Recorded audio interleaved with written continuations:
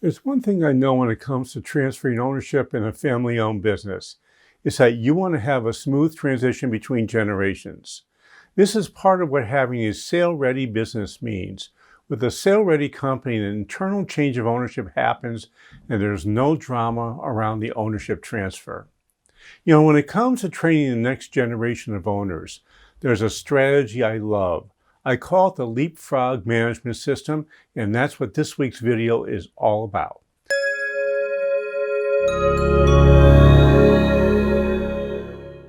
One of the most challenging things a parent ever has to do is transfer the ownership of their business to their children. There are tons of reasons for this, and here are some of them. You remember what your children were like when they were young. You think that all the mistakes they made growing up will happen over and over again in your business. You're not sure why you want your financial future tied up with your children's ability to run the family business, or you're not sure whether your kids really want to be in the business in the first place. I could go on and on and on and on, but you get the gist of it. This is exactly the topic I'm tackling in my new book, yet unnamed book. I'm trying to help you understand what goes into a family transition and what steps you need to take to have a family transition that's successful and one that you're really happy with. So let's go into what a Leapfrog management system really is, where you can avoid some of the fatal mistakes I see made over and over and over. The first thing is the rising family member is not supervised by their parent. This is a really important thing. Instead, you want to have one of your senior managers be the supervisor for your child, or the appropriate manager with whatever job they're doing.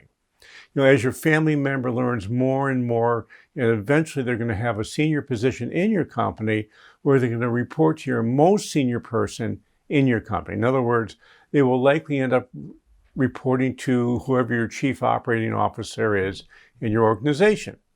The family member will report structure to a non-family member who acts as their mentor. This is, again, really important. That COO has to be able to mentor the rising generation. So there's somebody there who's not a family member that can help this person learn what they need to do to be successful as the CEO of your company, the next CEO of your company. And number 4, eventually the positions switch where the family member becomes a non-family member, senior member's boss. So in other words, your family member, your child, is reporting to your COO. You might kick yourself upstairs and become the chairman, and they'll become the CEO. COO is now going to report to them. Sounds a little bit complicated, but it really isn't. All it is, we're just switching positions. Is that I'm reporting to you one day, and the next day you're reporting to me. Now, that senior manager stays as a mentor to the junior manager. They should have built a great relationship by the time this change happens. And if they haven't built a great relationship, you have some problems along the way that need to be fixed.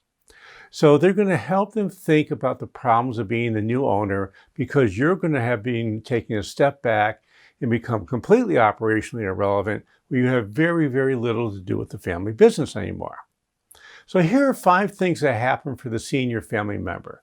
Number 1, because the senior family member is out of the loop, they are becoming operationally irrelevant, a need for any sale-ready company.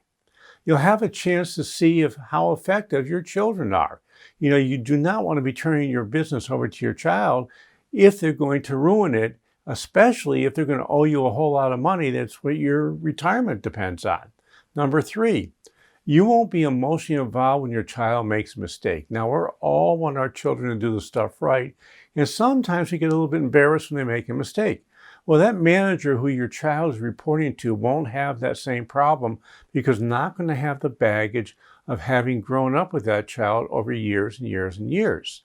And then number 4, you get to see if the business will have the financial performance that will allow you to sell it to your children. You can't sell your business to your children unless it has the financial performance that will be guaranteeing, or pretty close to guaranteeing, that you're going to get paid what you need to have for your retirement. So here are 3 things I want you to do in putting together a Leapfrog management system. 1, make sure your child does not report directly to you. 2, make sure you don't expect everything to be done the way you would do it. They're going to do it differently. It might be better. It might be the same. It might even be a little bit worse, but it'll be definitely different. And number 3, download our free ebook on relationships and roles in your business. This is going to show you how you go through the roles in building the business and eventually transition out of it. It's a really good ebook and something I find that's really useful. When you do this, you'll start seeing your business move from one you're not sure you can leave to one that is sale ready and your family can take it over if they choose. Hey, this is Josh Patrick. You're at The Sustainable Business. Thanks a lot for stopping by. I hope to see you back here really soon.